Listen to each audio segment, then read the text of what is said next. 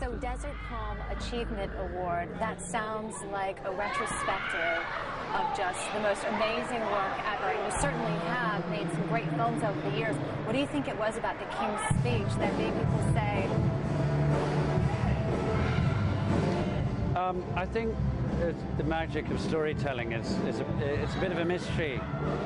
When we timed this well, didn't we? It's taking a story that you think you don't care about and making you think it's about you. It's something great novelists pull off, you know, good filmmaking can do. And it's, I still haven't quite solved the mystery of this, but it's just a cracking good story. It's about very real people, and they literally are real people. And I think the fact that it's rooted in truth, in historical fact, means that it has eccentricities and quirks about it that you wouldn't think up. You know, Tom Hooper said this, the director, and, you know, the fact that Bertie has to give his speeches, that the King has to give his speeches not in the room it looks as if he's giving them in, but in a back room, standing up with the window open, which you would counterintuitive to radio, you know, with his jacket off, with a desk propped up on school books, redecorated personally by the therapist. Now, that we understood that because we found the diaries of the therapist, and that's exactly what they did, because that's what the King needed. We wouldn't have thought that up.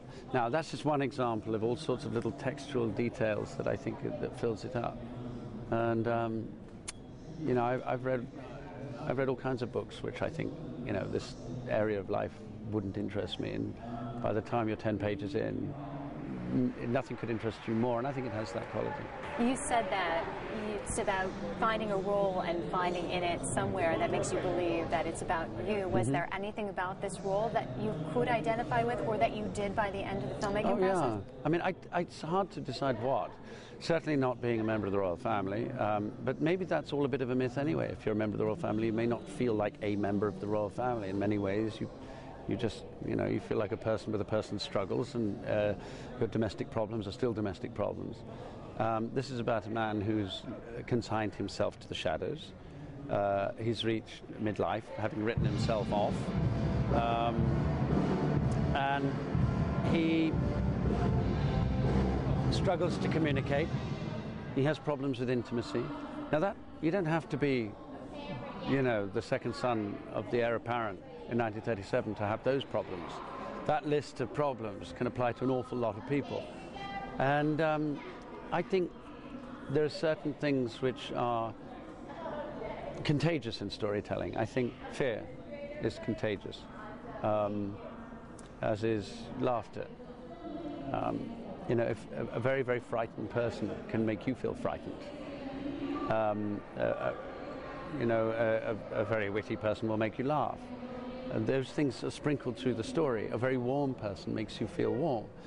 And I think part of the magic of it, frankly, is Geoffrey Rush's character. I think that's largely why it works as well as it does. Otherwise, it would be a long catalogue of suffering. And Geoffrey is like a guardian angel. He's the person you long for as your guide and your teacher and your mentor, and the guy that's got your back, and somebody that will never give up and will look out for you. However, you know, even if you treat him badly and reject him, reject his help, he'll come back. And Geoffrey has this extraordinary warmth and humor and a slight sense of mischief, you know, even in the most serious circumstances. It's more than a slight sense of mischief.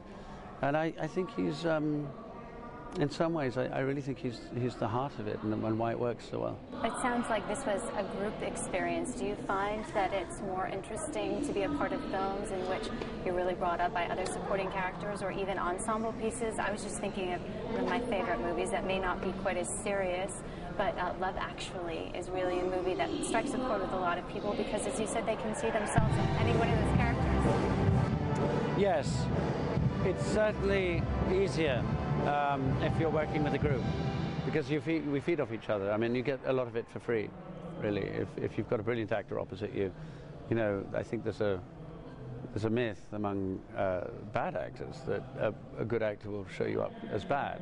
It's not true. A good actor will always make you look better, but it's also more fun. You actually can thrive on that energy, you can feed off it, and so much of it's a free ride if you've got somebody wonderful opposite you. you're right. I mean, I think, Love Actually was a cocktail of different energies. The film I did last year, Single Man, was a very solitary experience most of the time. But when Julianne Moore showed up, or when the guys showed up and I had those scenes, suddenly it was a walk in the park. The scenes I had on my own, I had to almost invent my opposite number. You still have to react to something, but it has to be imaginative. King's Speech, I never had that problem. I always had Helena Bonham Carter, Guy Pearce, Geoffrey Rush, or somebody. And, I had a few things to work out for myself, but most of it I was just surfing on what they were able to give me. Well, you did a great job surfing. Thank you. So thank you so much, and I wish you all the best in the upcoming award season and lots of strength and energy, because I know it's just starting for you. Thank you.